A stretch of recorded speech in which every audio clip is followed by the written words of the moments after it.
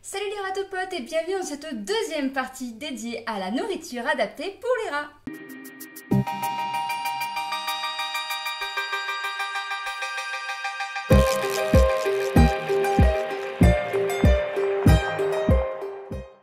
Si vous n'avez pas encore vu la première partie, je vous mets le lien juste ici, plus qu'à cliquer dessus pour vous mettre à jour. Je tiens juste à préciser que Chaka et Pink ne seront pas de la partie aujourd'hui car ils sont plus ou moins en quarantaine parce que Chaka est malade et donc pour le traitement je l'ai isolé et pour pas qu'il soit tout seul, Pink l'accompagne. Je précise aussi qu'il fait super extra méga chaud, donc si vous me voyez dégouliner ou fondre à un moment donné, vous inquiétez pas, c'est totalement normal. Donc passons à la vidéo, je vous fais quand même un petit résumé de la première partie. Le rat est un animal omnivore à tendance granivore opportuniste. Ce qui veut dire qu'il mange de tout, principalement des graines, et qu'il mange aussi et surtout ce qui se présente à lui. Je rappelle aussi que la nourriture est la base pour une bonne santé. Le rat a besoin de certains apports énergétiques pour être en pleine forme et garder la ligne. Sa nourriture doit être adaptée à son âge, à sa santé et à sa forme physique. Dans la première partie, je vous parle des mélanges et extrudés adaptés avec différents éléments à prendre en compte, notamment le taux de protéines et de matières grasses. Je précise quand même qu'il n'y a pas que ces deux éléments pour dire qu'une nourriture est adaptée. Il y a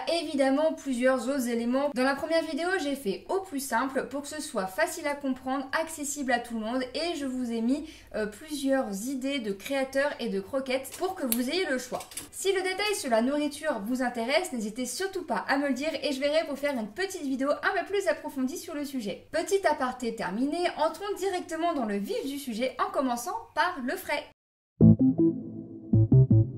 Les rats ont certes un mélange ou des croquettes au quotidien, histoire qu'ils aient quand même leur rapport journalier. Mais on peut aussi de temps à autre varier un petit peu en leur donnant ce qu'on appelle du frais. C'est-à-dire des aliments comme de la viande, des légumes, des fruits, du poisson, des œufs. Et ouais, les rats peuvent manger tout ça, fruits, légumes, poissons, œufs, etc. Tu me tires les cheveux, Tite? Ça c'est mon doigt. Concernant le frais, il y a quand même quelques règles. Pas de gras, pas de sucre, pas de sel, pas d'épices, le plus naturel possible. En termes de viande, on conseille généralement de la viande plutôt blanche comme de la volaille. Bien sûr, un petit morceau de viande rouge comme du steak, c'est tout à fait possible. Mais attention, pas du steak déjà tout préparé qu'on achète en boîte. Généralement, il y a du sel, ce qui n'est évidemment pas bon. Vous pouvez la donner cuite, c'est même mieux d'ailleurs, mais aussi crue, à condition d'être sûr à 100% de son origine et surtout de sa fraîcheur. Moi, je préfère donner cuite, comme ça au moins, pas de problème. Pour le poisson, vous pouvez donner plus ou moins tous les poissons. Mais en ce moment, avec tous les élevages, etc., on remarque que les gros poissons comme la truite, le saumon, le lieu noir, par exemple, sont blindés de trucs pas très bons, comme par exemple les métaux lourds. Le mieux pour être sûr de donner quelque chose d'adapté, c'est de prendre des petits poissons, comme par exemple les sprats, les sardines ou la friture. Petite astuce pour faire cuire la viande et le poisson, le mieux c'est de le faire dans de l'eau bouillante, comme ça pas de matière grasse et tout est nickel. En fait, on évite de donner tout ce qui est nourriture cuisinée. Donc,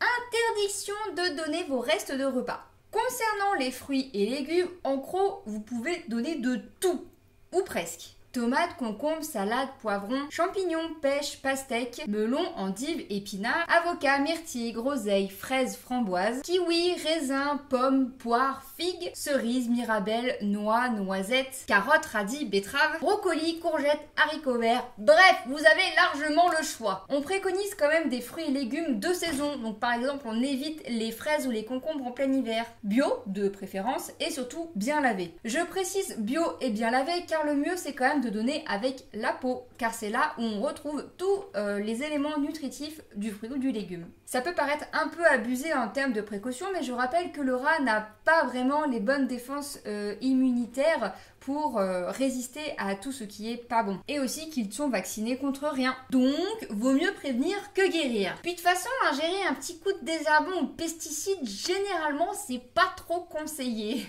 Pour les quantités à donner, déjà, il faut se rendre compte que l'estomac d'un rat fait la taille d'un dé à coudre. Donc, autant vous dire que c'est carrément minuscule. L'important, c'est de faire attention de ne pas abuser sur les quantités.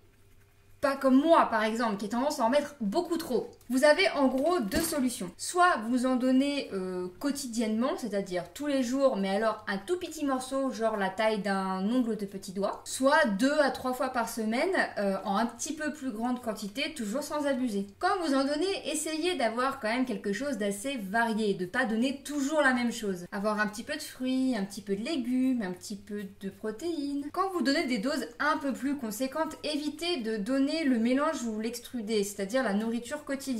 Parce que si vous rajoutez en plus du frais leur dose quotidienne, ça va être beaucoup trop riche et c'est là qu'ils risquent d'avoir des soucis de santé. Le plus important dans tout ça, c'est quand même d'avoir des rats qui sont en forme, qui ne sont pas en surpoids, avec un joli poil et une belle dentition, c'est-à-dire qu'ils rongent assez. Je disais qu'on pouvait donner des œufs, mais là aussi il faut faire attention en termes de quantité. Ça reste un aliment quand même assez riche. Par exemple, on compte un œuf de caille par rat ou un quart d'œuf de poule par rat. C'est largement suffisant et on n'en donne pas tous les jours. Sinon, vous allez vous retrouver avec des ratous en mode bibendum. On peut aussi donner des pâtes crues, c'est mieux, car ça aide à l'usure des dents, justement. Le mieux reste quand même des pâtes assez grosses, histoire qu'ils puissent les prendre dans leurs petites patounes. Donc par exemple, vous avez les penne, les macaronis, ou moi ce que j'appelle les pâtes papillons. Je vous ai dit que les rats pouvaient manger de tout ou presque. Pourquoi presque? Tout simplement parce que, comme pour tout, il y a des interdits. Même si on peut donner énormément de choses aux rats, il y a quand même des interdits. Les classiques et surtout logiques, le café, le chocolat, l'alcool et les sodas. Mais aussi des moins courants auxquels on ne penserait pas forcément. Par exemple, la pomme de terre. Comme pour nous, si on la consomme crue, elle est toxique car elle contient de l'alcaloïde solanine qui à la base lui permet de ne pas pourrir quand elle est en terre et aussi de se protéger de ses prédateurs parce que justement elle est toxique. Une fois cuite, elle n'est plus toxique mais pas totalement safe pour nos ratous pour autant. On a déjà vu beaucoup de rats s'étouffer avec de la pomme de terre parce que ça reste quand même un aliment assez pâteux et difficile à avaler. Exemple ici avec un petit ratou qui mangeait une frite. Voilà, du coup il s'est un peu étouffé. Vous en faites pas, tout va très bien pour lui. Ensuite, il y a aussi la partie verte de la tomate. Comme pour la pomme de terre, elle contient de la solanine qui est donc toxique pour les rats et aussi pour nous. Donc les feuilles et les tiges sont à proscrire. Petite information pour la culture générale, les pommes de terre, les tomates, les aubergines par exemple sont en fait de la même famille qui s'appelle les Solanacées. Solanacées, solanine. Vous voyez un peu? Ils contiennent donc de la solanine en plus ou moins grande quantité et donc plus ou moins nocifs. La tomate et l'aubergine sont ok, pas de panique, c'est dans les feuilles et les tiges. La tomate est même d'ailleurs totalement et entièrement conseillée lors de fortes chaleurs comme en ce moment car elle contient énormément d'eau et permet donc aux ratous de s'hydrater comme il faut. Ensuite, on retrouve les agrumes. Les agrumes contiennent une substance qu'on appelle des limonènes que les rats mâles ont aussi déjà en eux. Cette substance est donc particulièrement nocive pour les rats mâles car les femelles n'en ont pas. Et donc, ils l'absorbent beaucoup plus facilement, ce qui peut leur créer principalement des tumeurs rénales. En soi, les agrumes ne sont pas totalement dangereux. En fait, pour que ce soit réellement nocif, il faudrait que le rat en absorbe d'énormes quantités. Mais on préfère prévenir et donc dire que ce n'est pas bon. Personnellement, je ne m'y risquerai pas.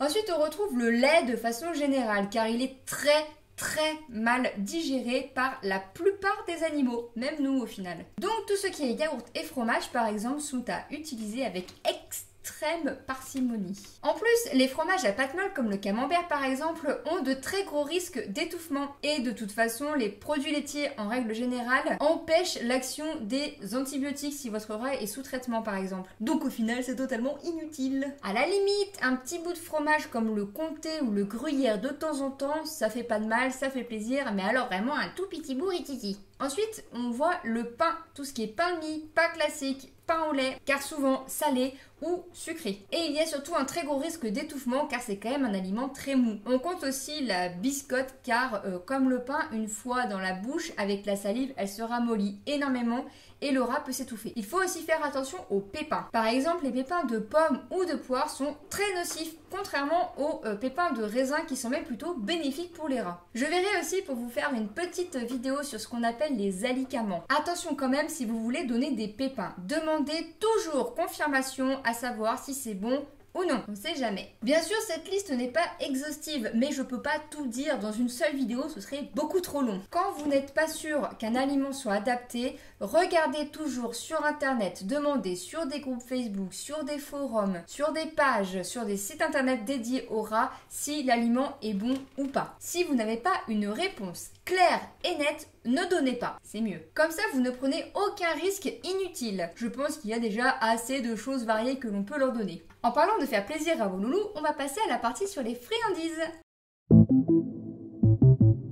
Les friandises ou bonbons, ça dépend comment vous les appelez, sont des aliments qu'on ne donne généralement pas tous les jours et surtout en petite quantité. On s'en sert pour faire plaisir, pour récompenser, pour rassurer, pour apprivoiser. Comme à chaque fois, il y a du bon et du moins bon. Personnellement, je donne plutôt des verres de farine. Un petit de temps en temps, c'est toujours sympathique et j'avoue que parfois quand je fais la cage et que je voudrais avoir la paix, je prends une petite poignée que je balance dans le parc. Comme ça, j'ai la paix, genre 2 minutes, le temps qu'ils soient tous gobés. Sinon, en termes de friandises, vous avez aussi les drops, les fameux petits biscuits que j'avais fait lors d'une vidéo et qui étaient un petit peu, comment dire, catastrophiques. Mais au final, qui étaient très bons. Ensuite, il y a les friandises qu'on peut tout simplement trouver en animalerie. Le mieux reste quand même des graines ou des fruits et légumes séchés. On évite absolument les espèces de pavés de graines ou les barres de céréales qu'on trouve dans le commerce car elles sont extrêmement grasses et extrêmement sucrées. Et c'est d'ailleurs totalement possible de les faire soi-même, donc pas trop grasses, pas trop sucrées. En plus, c'est une super bonne idée pour nourrir les oiseaux en hiver. On trouve très facilement des recettes sur internet. Pour les fruits et les légumes séchés, on les retrouve en animalerie ou chez des créateurs, mais ils sont aussi très faciles à faire soi-même avec un déshydrateur. Vous mettez les fruits et légumes, vous suivez les indications et hop, le tour est joué. J'en ai jamais utilisé donc en soi je sais pas trop comment ça marche. J'avais aussi vu des ratouphiles qui le faisaient maison sans déshydrateur, c'est-à-dire qui coupaient les fruits ou légumes en très fines rondelles et les mettaient sur une surface plane, généralement avec du sopalin, et les faisaient sécher au soleil. Bon, par contre, il faut quand même faire attention aux petits osios et aux autres animaux qui viennent pas picorer les fruits et légumes en train de sécher. Ça serait dommage quand même. Mais c'est un truc à tester. On peut aussi leur donner des fleurs, comme par exemple des pissenlits, à condition qu'ils soient récoltés dans un endroit totalement safe. Donc loin de la route, des passages fréquents de l'humain, et loin surtout de tout ce qui est pesticides, etc. Donc forcément, on évite de prendre à côté des champs cultivés ou par exemple des chemins de randonnée. Pour les désinfecter, car il faut les désinfecter dans tous les cas, vous les faites tremper dans de l'eau légèrement vinaigrée et après vous rincez à fond à l'eau claire. Faites très attention à ce que vous donnez, évitez tout ce qui est suspect, c'est-à-dire tout ce qui vient d'un endroit un peu chelou, surtout si vous prenez dehors. Assurez-vous qu'il n'y ait aucun risque d'urine, de pesticides, etc. Ça en va de la santé de vos ratous, voire même carrément de leur vie. Ce serait dommage de prendre des risques inutiles juste pour une petite friandise. Les friandises restent quand même un aliment occasionnel qu'il faut donner en petite quantité. Sinon, vous risquez de vous retrouver avec des rats à la santé fragile. Comme pour nous en fait, si on ne fait pas attention à ce qu'on mange, si on mange trop gras ou trop sucré par exemple, c'est à ce moment-là qu'on se retrouve avec des soucis de santé. Si vous voulez le mieux pour vos ratous, faites bien attention à ce que vous leur donnez. Bon, je pense avoir quand même donné pas mal d'idées et d'astuces pour le frais et les friandises. C'est toujours cool de leur faire plaisir, mais pensez bien à ça. Que le plaisir ne se transforme pas en quelque chose de pas bon. J'espère qu'avec ce large choix, vous saurez comment les rendre heureux. Les rats sont de bons mangeurs. Et comme je le disais dans la première vidéo, la bouffe, c'est la vie. Et voilà, c'est tout pour cette fois. J'espère que cette vidéo vous aura été utile et surtout qu'elle vous aura plu. N'hésitez pas à mettre un j'aime ou un commentaire pour me dire ce que vous leur donnez pour leur faire plaisir et surtout à vous abonner en activant la petite cloche pour ne plus manquer aucune des vidéos. Je suis aussi sur Insta et sur Facebook, je vous laisse me suivre. Merci à tous de m'avoir écouté et je vous dis à la prochaine dans une autre vidéo. Salut les ratoupotes, bisous.